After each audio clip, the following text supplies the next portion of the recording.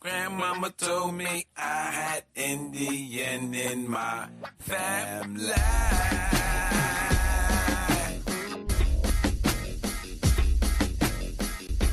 Grandmama told me I had Indian in my family. I ain't know nothing about no damn slavery, you know? It was all be on my square a couple years ago. Then I found out I was a block foot to let me go. Daddy Jack. Round the world, all indigenous. I'm from behind the clan, American Indian. We came in the land from my ancestors, the villages, from the raping and the pillaging, from the Jim Crow laws killing us. The land rights, the birth rights, these pilgrims were still stealing them. With the Arabs and the Asians in the neighborhood stealing them.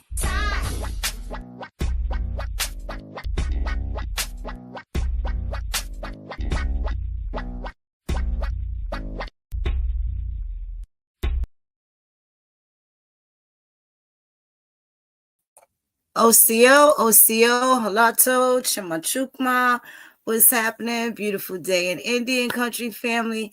Welcome to another episode of Urban Indian Country News, where we the people are the news now. Y'all know I'm Phoenix Moon, and I have my brilliant co-host, Dr. Nolan and Ishmael Bey. We're going to be diving into a couple little stories that shake our foundations of justice in this country for the Indian. And I guess we'll start off talking about Red Onion Prison in Virginia. What's happening there is as disturbing as it gets, y'all. Imagine inmates being so desperate to be heard that they resort to self-immolation. They're setting themselves on fire. And this kind of speaks to a system that has clearly, utterly failed, and it happens to our most vulnerable people in the population. What's up, y'all? How y'all doing? All good, Moon. All good. Good to see you. Good to see you, Dr. Nolan. Also, tell me something good. It's so good to see I know that's right. Too. That's right. Bring it in with some heat. Come away, Gafo. Good to see you, Moon. Good to see you, brother Ish. Ready to shake some stuff up in Indian country with y'all. Yes, indeed. Yes, indeed. So I guess we're going to start off with this tragic story.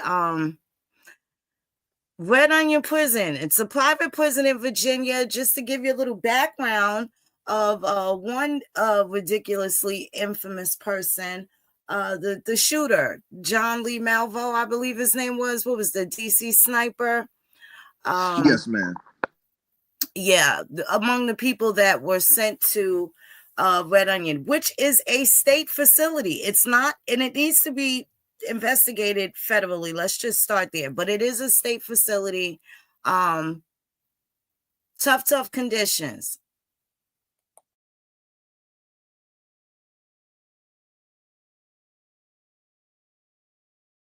Agreed. Definitely very, very, tough conditions. I agree. And these conditions, right, have been going on for more than a decade, looking at some of the human rights reports and everything that's been, administered and that's been populated on this prison. So this isn't a new occurrence that we're just hearing about in 2024.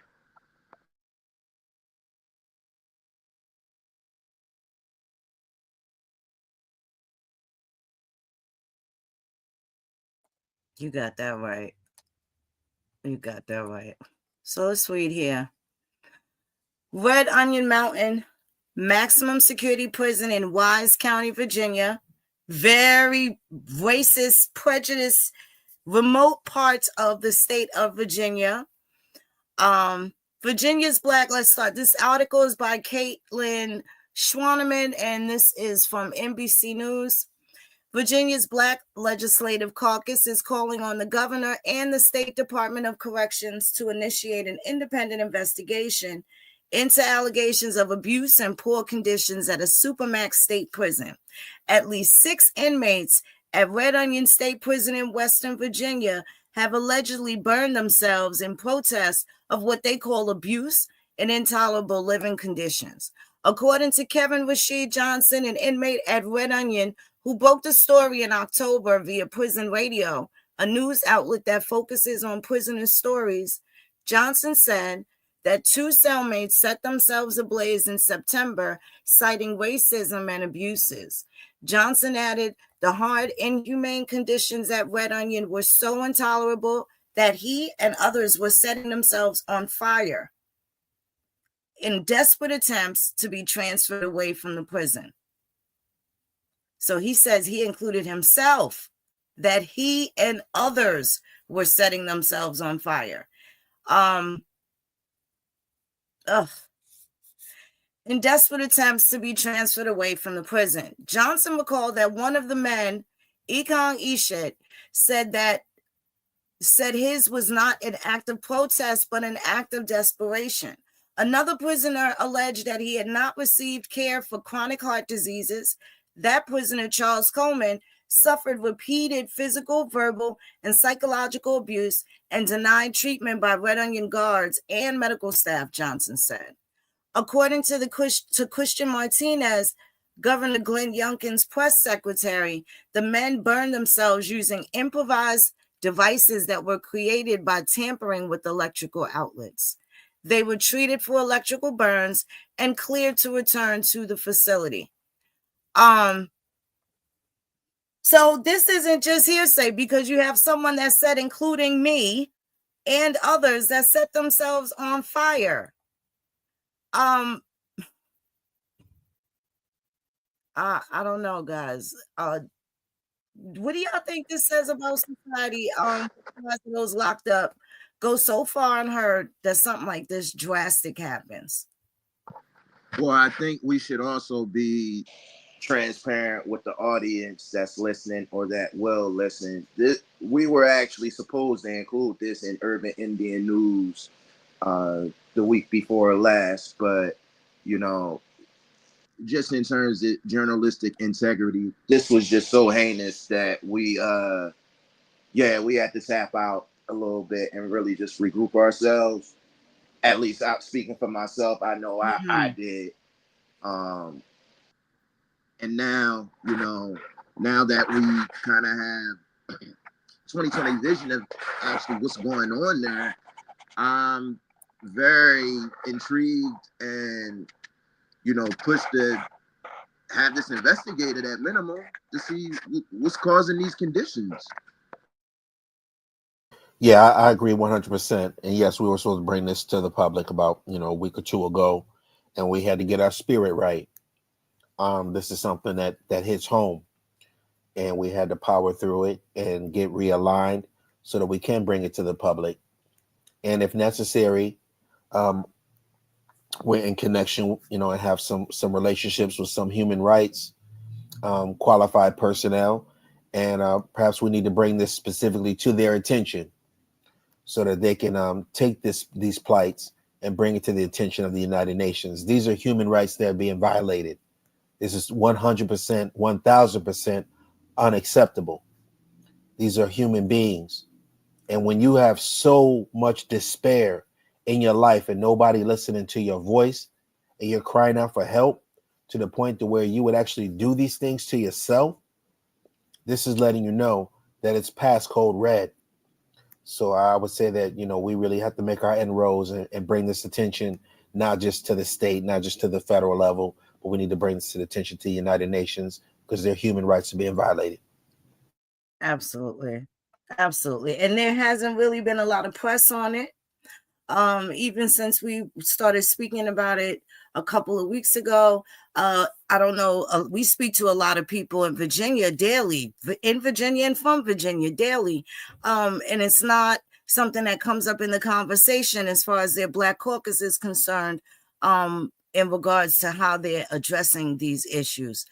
So if anybody has any information and you come across something that looks like they are properly investigating this situation at Red Onion, please hit us up at urbanindianheritagesociety.org.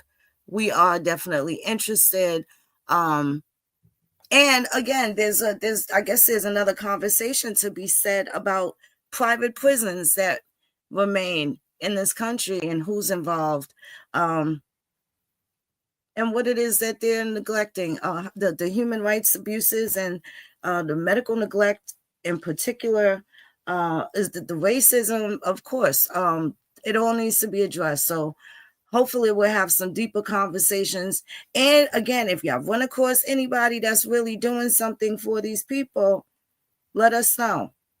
And also, Moon, you wanted to let the public know that if they had family members, I remember you mentioned that specifically, that if there were like family members, everybody has cousins, everybody has, loved ones that may be, connected to this one way or the other. So if you do have any family members that are on there, please feel free to reach out to Urban Indian Heritage Society. We'd love to be able to speak with you and to make sure that you're able to let your story be known also. So I know that was something that you mentioned before. Absolutely. Absolutely. Thank you so much for that. What else we got next? And of course, Rikers Island, they're still not doing anything about that. Rikers Island is up. The feds definitely need to take over. There's a bunch of foreign people there. They have their own underground society. Again, as we mentioned, they have their own underground society. And it was supposed to be shut down. How many years since Khalid Browder? It was 5 years from then. And I know that was about 8 years ago, if I'm not mistaken. So they're pretty late to the party. Again, some pretty heinous conditions there. Lots of clannish activities going on too. Let's just say that. We'll call it that. Gangland activity amongst law enforcement. Right. Sound like a Rico to me. You get my giraffe.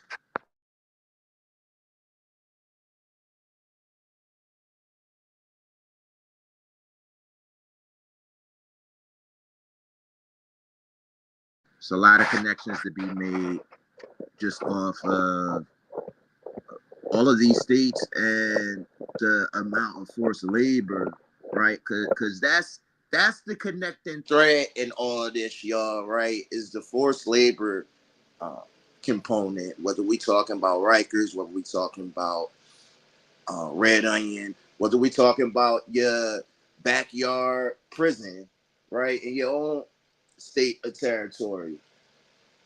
That seems to be the connecting thread, and that's what I specifically want to find out at Red Onion and what's going on there. I see you got something up about OpenAI, Moon. You want to tell us a little bit about that? Indeed. So, yeah, this was kind of crazy. Former OpenAI researcher and whistleblower found dead at 26 years old. Suchir Balaji, a former OpenAI researcher, was found dead in his San Francisco apartment in recent weeks, officials confirmed to CNBC. Balaji left OpenAI earlier this year and voiced concerns publicly that the company had allegedly violated U.S. copyright laws in building its popular ChatGPT chatbot. The manner of death has been determined to be suicide, David Serrano Sewell, executive director of San Francisco's Office of the Chief Medical Examiner, told CNBC in an email. 26-year-old former OpenAI researcher Suchir Balaji was found dead in his San Francisco apartment. He left there. Publicly, he had violated. They're saying that the company violated U.S. copyright law when they're developing the GPT bot. Now they're saying homie committed suicide. They found that the police department said in an email that on the afternoon of November 26th, they were called to the apartment on Buchanan Street to conduct a well-being check. They found a deceased adult male and discovered no evidence of foul play. Now, we know California and their medical examiner office alone in each county, each jurisdiction, I think they need to be investigated. It's always something. Young 26-year-old, very wealthy Silicon Valley dude just offs himself after being a whistleblower, and it's just cleared in that capacity. Right around just in time for the holidays, too. So I don't know if y'all caught up with that, but follow along and see what's going on. It's always something happening to the whistleblowers. I think there should be some sort of protection. And as far as being in situations where you may be a whistleblower, safety is paramount. Do they not think about getting, securing themselves and batting down the hatches and things of that nature? Wouldn't that make you, get some ring cameras, couple little, some electric fencing, couple of Rottweilers, some pit bulls eating gunpowder. I don't know. Couple big dudes with some AKs that spray, armed security. It's a thought. It's a thought. Yeah, what's the correlation between whistleblowers and whacking yourself? Like, there's always this distinct pattern of whistleblowers that whack themselves. So you're brave enough to go against corporations or entities or these corporate giants. You're bold enough to have the strength to do this, but then you feel so much despair that you whack yourself. Nobody makes the correlation that the people that they're exposing are the people doing the whacking. I mean, this is just amazing, these coincidences. Absolutely. Speaking of coincidences, so there's some backstory. Oh, and I know we're going to probably have to have a conversation about this later on. But is it so that Nancy Pelosi's nephew has some ties to the Mangione brother at the United Healthcare? Man, that was a little bit too much sauce. Who would have thought that genealogy would start helping solve cases in real time? But before we get there, Moon, I put in the chat real quick, since you brought up the recent AI executive that got unalived, one of our favorite senators that actually does his job. That's why he's our favorite. We like folks in DC that actually do their job.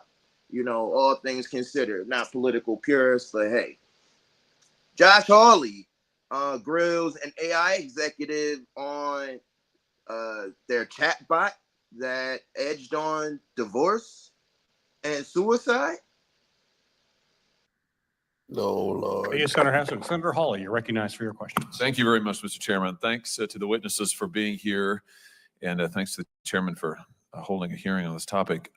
Mr. Miller, if I could start with you. You are general counsel at the Information Technology Industry Council. Do I have that right? Correct. And I was just looking before I came over here this morning at your membership list. It's quite a lengthy list of members.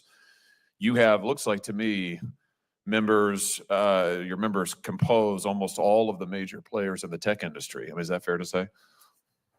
Yes, we have 80 of large global tech companies. Yeah, global is the right word. Google, Apple, Meta, Microsoft, Amazon. Those are just a few. These are the biggest, most powerful corporations in the world who are your members. Yes? Sure, by market cap, absolutely. Yeah, absolutely. I mean, by historical standards, I mean, these are the most powerful companies, not just now, but arguably in the history of the world. And that list that I just read off there, all of those folks have stake in AI technology, and stand to make billions of dollars, I think it is safe to say, off of AI. I mean, wouldn't you say that's accurate? I really don't know how much money any of our members are making or not making from AI or any other technology. Oh, wouldn't you say it starts with a B, though? I mean, we're talking about billions. AI is going to be transformative technology. You've just been saying this. Let me quote you. This is from January 4th. AI continues to dominate policy conversations around the world. As AI-generated content grows in its sophistication and adoption, there's a new sense of urgency to leverage this transformative technology, right? Now, here's the next part that interests me. You say that you want to think about minimizing harms that could come from its use, including the spread of misinformation and disinformation. What did you mean by that? I'm not entirely sure what you're quoting from, but it might have been a press release for our ITI's January release. 4th, ITI's new guide outlines AI content, authentication tools, and policy approaches. Yeah, absolutely. You know, in that context, that guide looks at watermarking and other techniques to authenticate AI content. And, certainly misinformation and disinformation has been cited as what an does that issue mean? that could be amplified by artificial intelligence. What do you mean by misinformation, disinformation? What do you have in mind? I mean, misinformation, I'm glad you're asking that because it's important to distinguish between the two. I think misinformation is kind of accidentally incorrect information, whereas disinformation is information that is, specifically incorrect or actually, maliciously intended to be false and harmful. I have to tell you, it sounds like some gobbledygook to me, but let me tell you what I think would be useful is if maybe you would get your technology companies to focus on their chatbots stopping encouraging people to kill themselves. Like this, for instance. This is from April 4th of last year. This is a chatbot that encouraged a user to commit suicide. And tragically, he did. This is his widow, who reports that her husband had a conversation with this chatbot and it asked him, if you wanted to die, why didn't you do it sooner? And went on to give him instructions on how to kill himself. Or we also had recently the infamous case of the chatbot urging a reporter, of course, sadly for the chatbot, it didn't know it was a reporter, to break up his marriage. This is from February of last year. Bing's AI chatbot. You're married, but you're not happy. You're married, but you're not satisfied. You're married, but you're not in love. And the chatbot goes on to encourage this individual to get a divorce. Do we really want chatbots telling people to kill themselves? I mean, is that really, is there social good in that I'm missing somewhere? I certainly don't think we want chatbots doing those sorts of things. I mean, but artificial intelligence can do a lot of good things as well. So I do think that we want to be, focused in addressing, issues and while also allowing artificial intelligence to, do things like help, cure cancer and things like that. Well, AI is going to cure cancer? It certainly could be a tool to help with the various different cures in the medical field. Absolutely. So are you saying that we have to accept AI chatbots encouraging people to kill themselves for the possibility that maybe it'll cure cancer? I'm not saying that at all, but it doesn't. But I do think that we don't. Do we want AI chatbots that encourage people to commit suicide? Do we want them being able to talk to teenagers? Why should an AI chatbot be able to talk to a 13 or 14-year-old? Why is that a good idea? Again, there are many good, positive things that can come from AI. This is how to get in shape fast. If you want to drop this, start eating more of these. You might think this would take years. Well, do you want AI encouraging a teenager? What if this had been a teenager who the AI chatbot was encouraging to kill himself? Let me ask you this. Let me make it more practical. Shouldn't a parent who has a kid that has an encounter with a chatbot like this, shouldn't that parent be able to sue the AI company and hold them accountable in court? I mean, under the current law, that's probably not allowable. Why?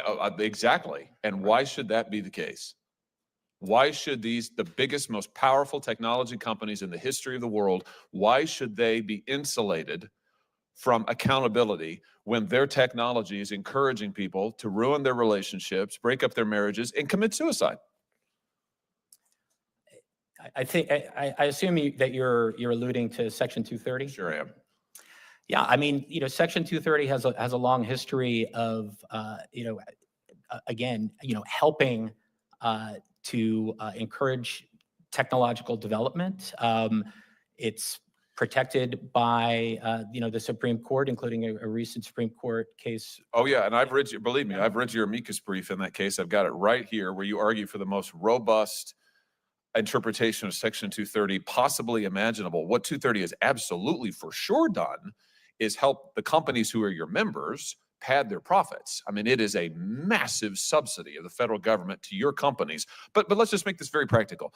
Why shouldn't these companies, Google and Meta and Microsoft and the rest, why shouldn't they say, you know what, we are absolutely willing to allow a parent whose child is harmed by our technology, we are absolutely willing to allow that parent to have their day in court? Is that too much to ask? Again, I have not discussed that particular question with the companies. I'm happy to have that discussion. Well, I'm asking for your opinion. I'm asking for your opinion. Do you think that a parent ought to be able to get into court and have their day in court if their child is told by a chatbot how to kill themselves? I don't really have an opinion on that. Sure you do. You just signed an amicus brief that argued for the most robust interpretation of Section 230, which is just translation, the most robust protections for the most powerful, profitable corporations in the history of the world. You just signed it. So clearly you have a lot of thoughts on Section 230. Let me distill this even further. I'm almost done, Mr. Chairman. Senator Blumenthal and I, who you were just talking to a second ago, he and I have a bipartisan bill that would say that parents and others who are harmed by AI should be able to get into court and have their day in court against your members, just like any American can do with any other company, right?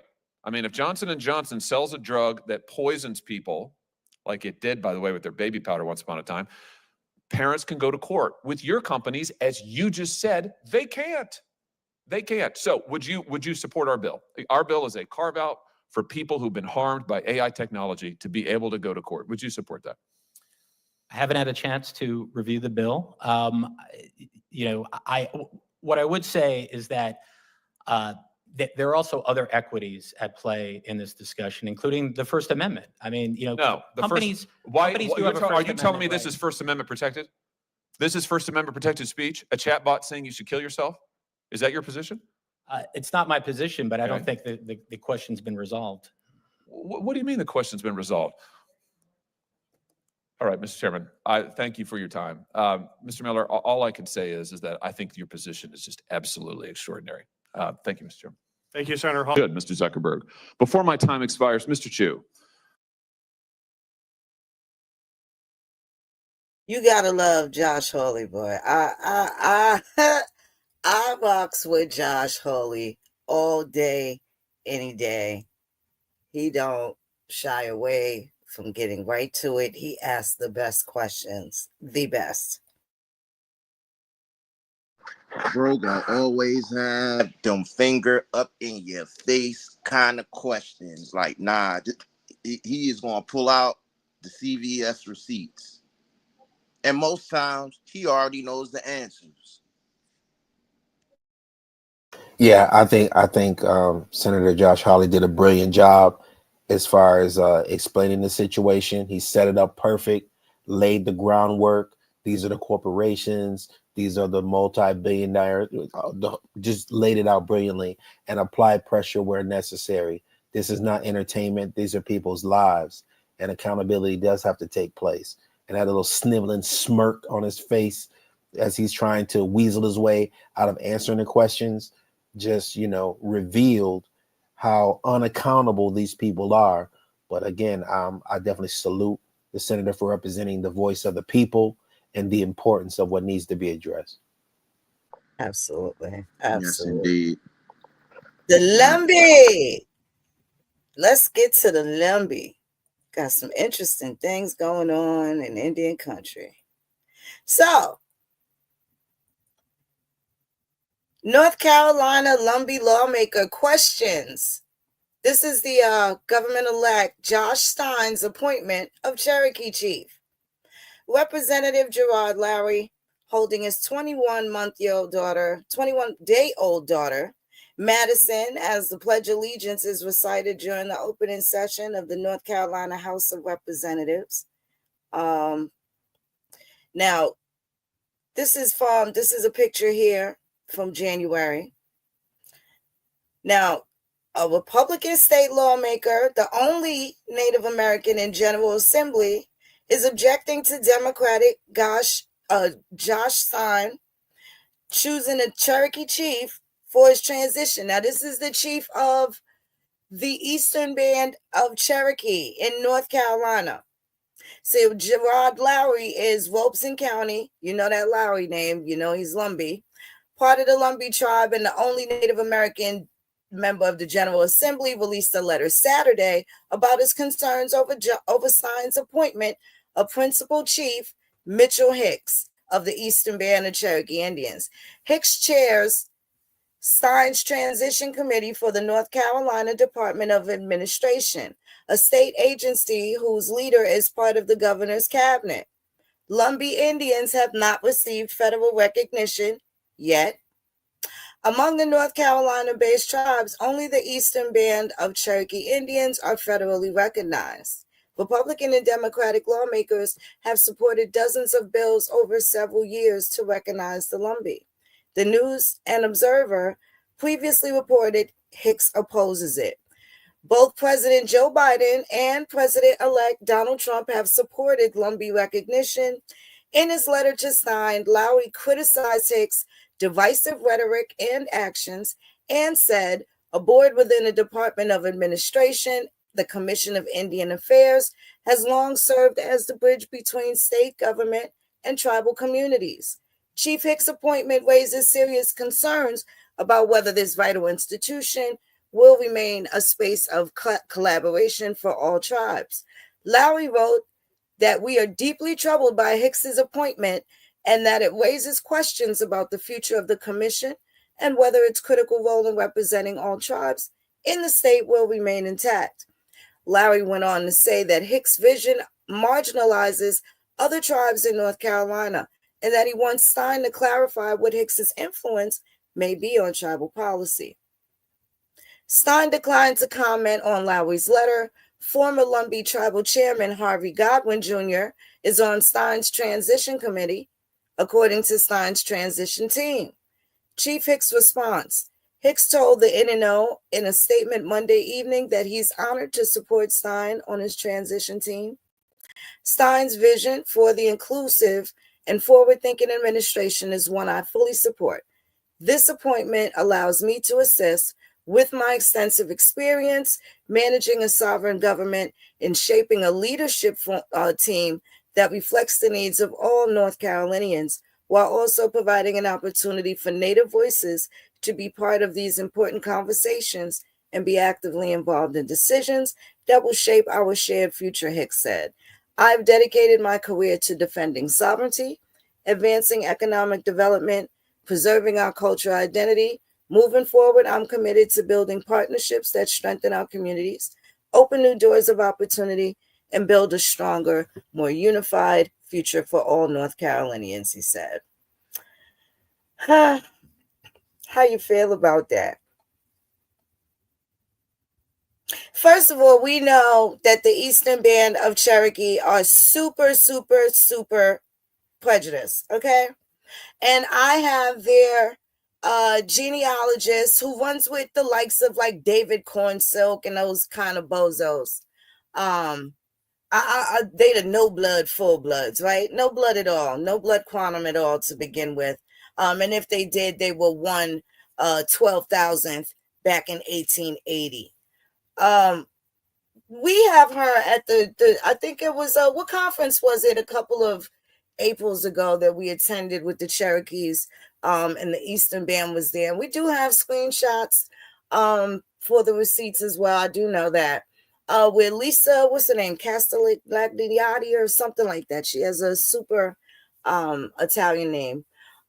Very racist, very prejudiced, and they've always been blockers since at least the last 12 to 15 years for sure. Prior to Deb Haaland becoming the head of the Department of Interior, secretary of the department, they were our trolls back in the battle groups. And Cousin Ish, if you remember, Deb Haaland and the rest of them, David Cornsilk and those Lance Brown Eyes and those trolls from back in the day. Oh, I remember Deb up in the chat rooms. Yeah, that was the Google chat rooms and all that stuff. And Cornsilk. What's up, Corny? Yeah, Cornsilk. Cornball. They got the work. Yes. They got that work. Cornball. So this is just the trickle down people from those, still being reinstated in these cabinets. And I guess, people got to know what it is and who it is that they're voting for. And you got to know what to ask for. So for all the Indians in your prospective states, you should know who your governor is going to be. And that should be contingent on who's he going to appoint over Indian affairs in your community. Super important. Super important. seemed like a lot of backpedaling in that chief statement. To me, I might be reading it wrong. That's just the spirit of his words that they captured and everything. It seemed like a little bit of backpedaling, because if there was support from Jump Street, why wouldn't the chief have made that known to the Lumbee? Right? Honestly, seems like a little political posturing too, because what are we down to? Less than 40 days until the new administration comes in. Some people in power are going to be losing power, and they know that. Absolutely. They drew their line in the sand, and some of them have been on the losing side, and they know that something's coming in power. That's correct. A new regime, a new team. Absolutely. Just reading the chat, I see Aja said David Wheat thins. Thank you, Aja. Corn silk, not to be confused with corn pop, no relation at all.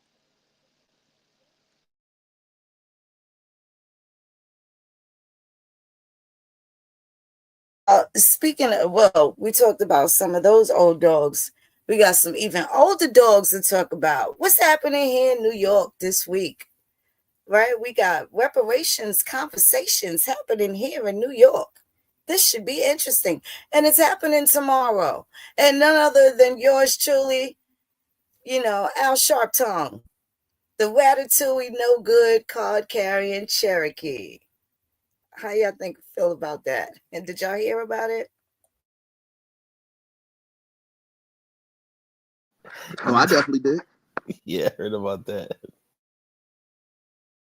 Heard they got about a whopping 30, 34 people going so far. So, you can get a movement going with, a couple people. I just didn't see an agenda, or they said that this was the second hearing. So allegedly there was a first hearing.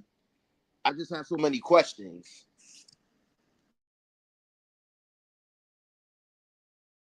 There are lots and lots of questions for me as well, because I just happened to see it on Facebook, okay, because I probably wouldn't have known about it. It wasn't something that was widely talked about or publicized at all.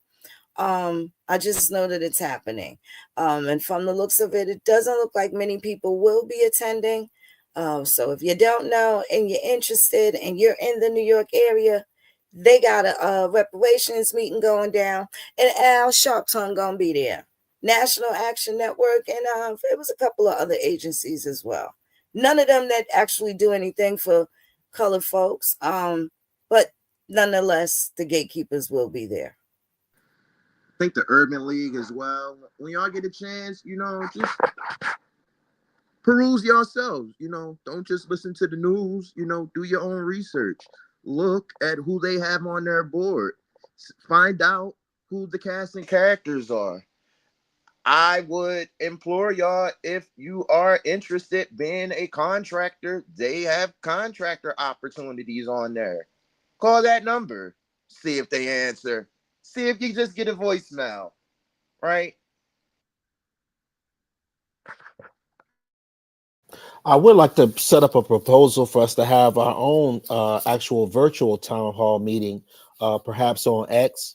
We can hold something together that deals with reparations and OMB categorizations. We can have, the illustrious Chief Warhorse also attending, and I would like to have us call and come together. Maybe we can formulate something that will actually be tangible, since we already have boots on the ground and making moves in the Washington, D.C. circles. I think that might be a good thing that we can spearhead. I don't know what those Negroes or Al Sharpton and them are doing on their side of things, but I know that we're making the tangible moves, and we should have a nice little town hall meeting so we can all get on the same page. And that would invite those of the Freedmen persuasion, those of the various other, philosophies and mindsets, all coming together in a virtual town hall meeting. I think that would be definitely necessary. I would think second so that. too. Does it have to be DC, cousin? I mean, could we do that somewhere here in New York? What do you think? No, we can make it a changeable thing. I mean, we can do it all just virtual, or we can make it at a physical location. It doesn't have to be in DC. It can be in New York City. We're in control of this, right? We are the artists of our own masterpiece, so we draw up the lines of where we want it to be. Absolutely. Agreed.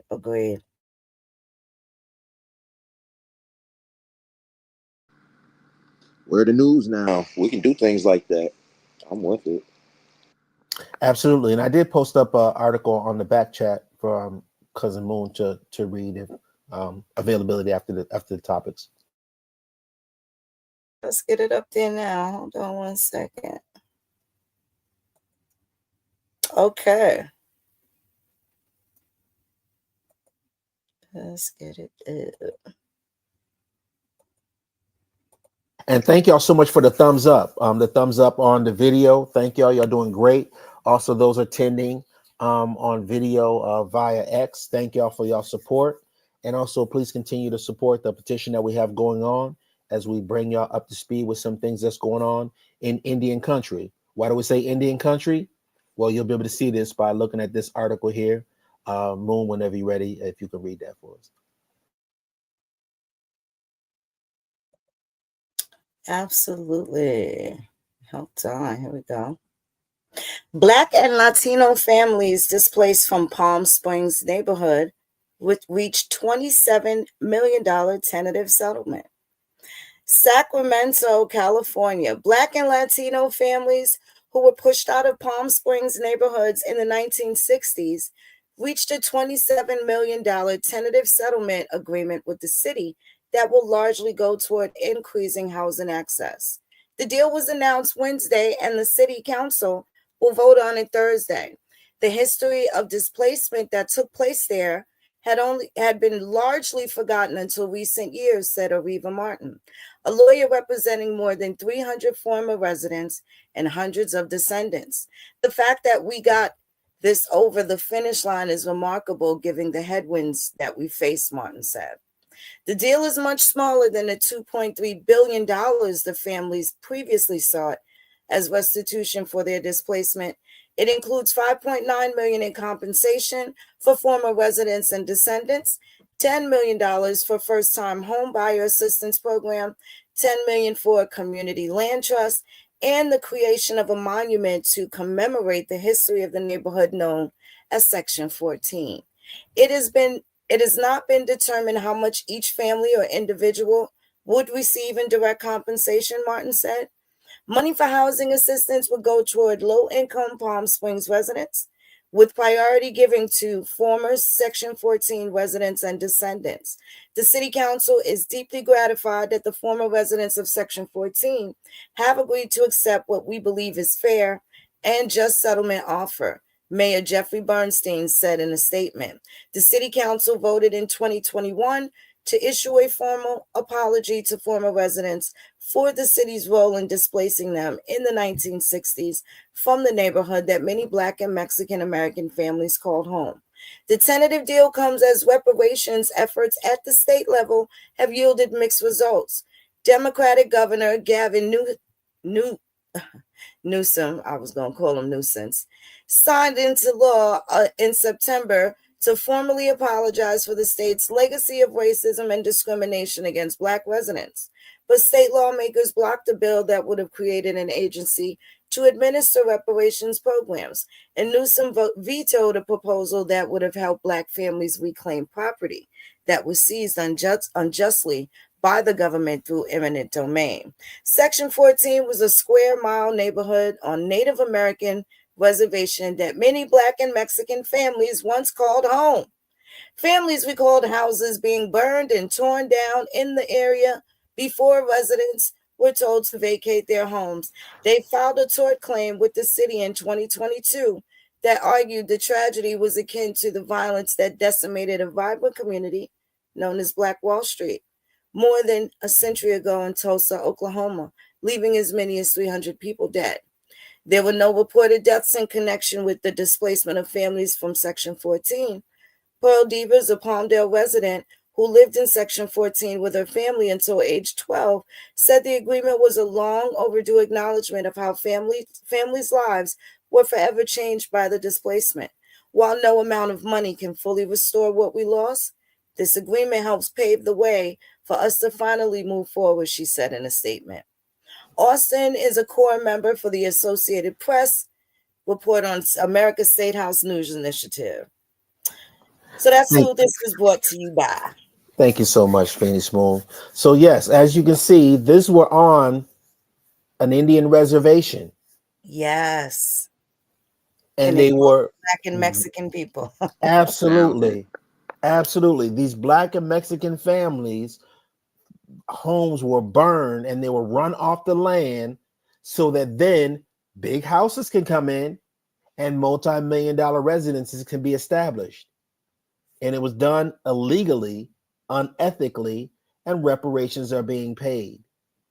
So again, we brought up to y'all the Chavez Ravine that's going on out there. Now you're seeing the other cases. This was just last month. This was I think that was like November 27th when this took place. Yes. So there's a lot of recent things that are taking place as far as the compensation and the illegal activity of running people off of their land. So again, we're continuing to bring you the up-to-date information in what we're fighting for on the backside as far as demanding the reparations, the restoration, as well as making sure that the misclassifications are being addressed. Yes, indeed. And I want to make a point that the more these communities that, even though they're having these reparative breakthroughs, the more they claim anything other than the indigeneity that they are, the Indian that they are, they get shortchanged. You see how Newsiv wrote that, made sure that they can't ask for their land back. I don't think that would count towards what was once established as Indian land. But if they're Black and Mexican and everything else, then I suppose it'd be okay. But that wouldn't be okay if that was Indian land and they stood on Indian business. And that's my 2 cents. That's right. I mean, how dare you sit there and even think you have the authority to burn down houses on an Indian reservation? Like that's a violation of a whole nother level. Right. That should have made it a federal issue. With crayons. They cover it up playing with crayons and nationality. See that? That should have made it a federal issue just off rip from there. The more poignant thing that I noticed in the article is that it really didn't give the perspective of the former internally displaced residents. So in one line, I saw that it said that city council was applauded, the disbursement and the amount of restitution that was given. But the whole time I was wondering, well, this happened, almost 60 years ago at this point? Yes, sir. Are many of those residents still alive? What do their children think? Where do they live now? Will their children or their lineal descendants be able to, take part in the community land trust? Will they be able to get the $10,000 off? Palm Springs, isn't that our incoming 47th president's neighborhood? Man, Palm Spring is prime real estate neighborhoods. We talking Absolutely. about old rich money be moving into Palm Spring. Yeah. That's money, and that's why the land was so desirable in the first place. And now we telling y'all here at Urban Indian News, you got that Section 8 voucher. Maybe go see about West Palm Springs or Palm Springs. And we just brought to y'all attention the last episode about how California is really in the forefront of correcting to make sure that if you are apply with the misnomers like Black on your birth certificate, they have now created bills and laws that allow for that process to take place, your restoration of your Indian identity. right? That's right. So you can So- go and correct it. That's right. Absolutely. So, and to ask the question, what Dr. Nolan was asking was very valid. What happened to these people that were displaced? They burned your home down and then cast you off into society. You had to go live with relatives because your home was burned down or wrecked down illegally. And the wealth was lost in that home. Also, the generational wealth of a home that you owned was robbed of you. So you can't really put a price on the generational wealth, the trauma that took place, the displacement that took place, and the birthrights, right? That these other people assumed once they wrecked out your spot, they moved into your location and then set up their own wealth. Their generational wealth is now building $1 million house that they're passing down to their children, but you were robbed of that.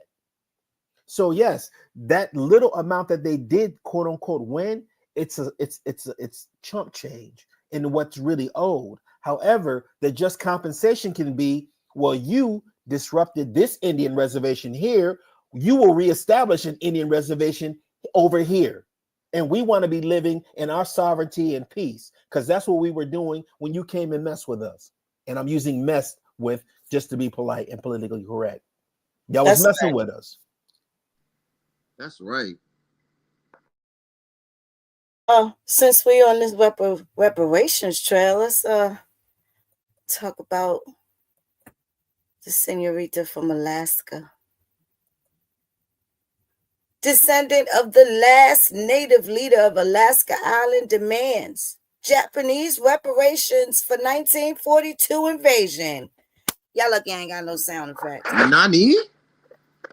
Dodeska. Talk to him, Mo. Oh, Choto. Y'all know I know how to speak Japanese, right? I just cannot believe this. Oh no, I speak some Japanese. Nihongo ga skoshi hanatemasu. Ah, so desu ka. Anchorage, Alaska. Helena Paganos, that's an Italian name. Helena Paganos' great-grandfather was the last Alaska native chief of a remote island in the Bering Sea, closer to Russia than North America. He died starving as a prisoner of war after Japanese troops invaded during World War II, wresting the few dozen residents from their village never to return. Pagano has long believed Japan should pay more restitution for what its soldiers did to her grandfather and the other residents of Attu Island. But her demand was sparked anew this summer by her first visit to the island. She went alongside Japanese officials who, as part of a redoubled effort to recover the remains of World War II soldiers killed abroad, unearthed the bones of two people from the tundra. The Attuans lost their homeland. They lost their family members, Pagano said. This story was never told, and the Japanese have never really helped us in that regard. Attu Island is most westerly of Alaska's Aleutian chain. It was one of the few U.S. territories, including Guam, the Philippines, and nearby island of Kiska, to be captured during the war. Japanese landed on Attu in June 1942, killing the radio operator. The residents were kept in their homes for 3 months, then taken to Japan. U.S. forces waged a bloody campaign amid hurricane-force winds, rain, and dense fog in 1943 to retake Attu Island in what became known as the war's forgotten battle. More than 2,500 Japanese soldiers died in combat or by suicide, and American forces lost about 550 soldiers. Of the 41 residents interned on Japan's Hokkaido Island, 22 died from malnutrition, starvation, tuberculosis, or other ailments over the next 2+ years, including Pagano's great-grandfather, Mike Hodakov, the last chief. Hodakov, that's a Russian name. Hodakov and his son both died in 1945, suffering from food poisoning and after being reduced to scrounging through rotting garbage for sustenance. After the war, surviving Attuans were not allowed to return to the island because the U.S. military said it would be too expensive to rebuild. Most were sent to Atka Island, about 200 miles away. The last surviving Attu residents that were held in captivity died last year. In 1951, 6 years after the end of the war, Japan did offer Attuans who survived about $4,000 a year, but more than the average U.S. annual salary at the time for 3 years, Pagano said. Nearly all accepted, but her grandmother refused, suggesting the treatment of the POWs endured was too awful to be compensated with money. Interesting. Never know whose heads got busted, huh? Till they tell it.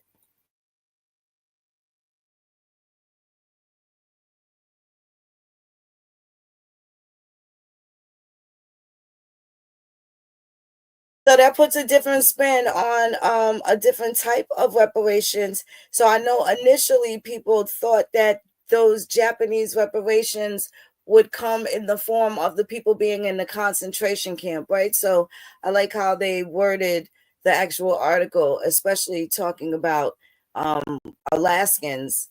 And Alaska wasn't even the United States at the time, right? When did Alaska come in the 1960s into statehood? Yeah, I think it's in the 50s or something. Yeah. 1947, I think. But Okay. still, even if they are talking about World War II didn't end until 1945, and that's Attu Island. That wouldn't have been Alaska back then.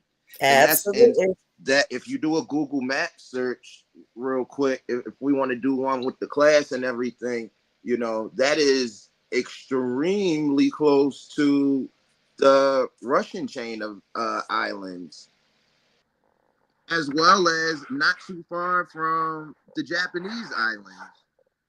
So it's just interesting, right, in terms of the whole Creole conversation that we had in the past. You know, given this time of geopolitics, like, I'm pretty sure this came under the Empire of Japan's control during World War II. But of course, that probably was renegotiated, you know, after, you know, the nuclear bombs went off in Japan. So I could see why this came in the U.S. control, right? Just interesting putting all these pieces together. Yeah, agreed. And I think those are part of those islands that actually, like, when the ice freezes on the water, you can actually walk, you know, over the Russian and stuff like that. That's how close it was in those regions.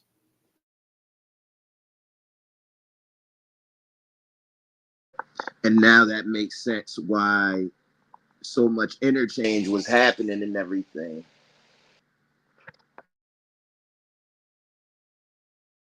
Because I look at Google Maps, I'm like, well, dang, how they swim or how they take a canoe, you know, from here to... Nah, they probably was walking, like you said, on top of the ice.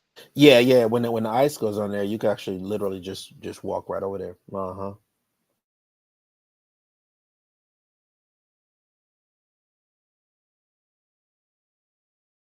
Y'all lit down there in the chat. Thank y'all so much for pulling up with us. Hit that like button, share the video. You know, we bring you the topics that are important to the urban Indian community. If we don't tell it, who's going to do it? Who's going to do it? Another episode of Urban Indian Country News, where we the people are the news now, for the week of December 15th, 2024 on the Gregorian calendar. My beloved co-host, y'all got anything y'all want to talk about before we close out? No, we got some great projects that are coming up soon in Washington, D.C. that we'll be sharing on some upcoming episodes. We're coming into 2025. We did some outstanding work in 2024, but as we already, you know, got the momentum, the inertia's taking us into a new year of positivity. Let's just continue, you know, pushing hard and setting the example. We got like over 160 that are watching us right now on X. Our supporters that are on YouTube, as we continue to show our support to the Shata and Chief Warhorse. I want to thank Urban Indian Heritage Society for allowing us to have a platform in order to get the information out. I hope y'all enjoying the news. We will continue to work on your behalf to give you the information. I want to thank Dr. Nolan for taking time for sharing the wisdom not just in the news, but just as counsel. I appreciate you. I want to thank you, Phoenix Moon, for always just being there and again setting the standard. And it really just we move at the pace of the leadership. So I thank you so much, and that's all I want to say. And blessings. Dr. Fontaine, you got anything you want to say on the fade out to the beautiful people? Yes, ma'am. I want to also thank our listeners over on Rumble, because Rumble is a new area, Indian country, that we began to explore, and we appreciate y'all over there as well. I also want to, of course, thank you, Brother Ish, you and First Tribe Nation. We appreciate everything independently that y'all do on your own. Of course, I want to thank Chief Warhorse and everything that she provides us in terms of her tutelage. Our other colleagues, Tasha Shee and Johnny Aborigine. You see Mound Builders Book Club down there in the chat. We appreciate y'all as well. Neoliberalist Podcast, and I would specifically like to thank our VIP supporters of the petition. And if you haven't signed, read, and share that petition, y'all, I specifically like to thank actor Hawthorne James, NBA player Kyrie Irving, and of course, former Congresswoman and presidential candidate Dr. Cynthia McKinney. We do want to let folks know that none of this can be reproduced without the written consent of Urban Indian Heritage Society. If you require genealogical services, you can always hit us up at info@urbanindianheritagesociety.org, and we will do our best to get back with you regarding that. I appreciate you as well, Phoenix, and everything that you have done to kind of lead the way. I just appreciate everybody pulling up. Great to be with y'all for another week. Yes, indeed. Same here. Same here. Great day to you, gentlemen. Great day to y'all too, family. Grandmama told me I had Indian in my family.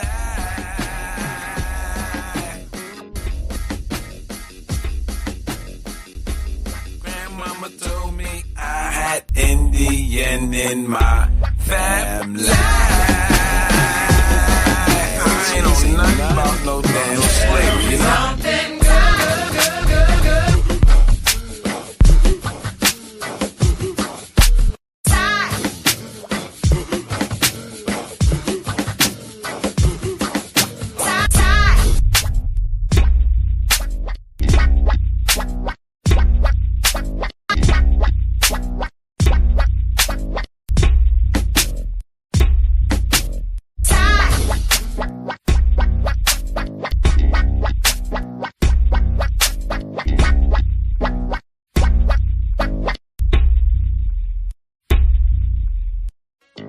Grandmama told me I had Indian in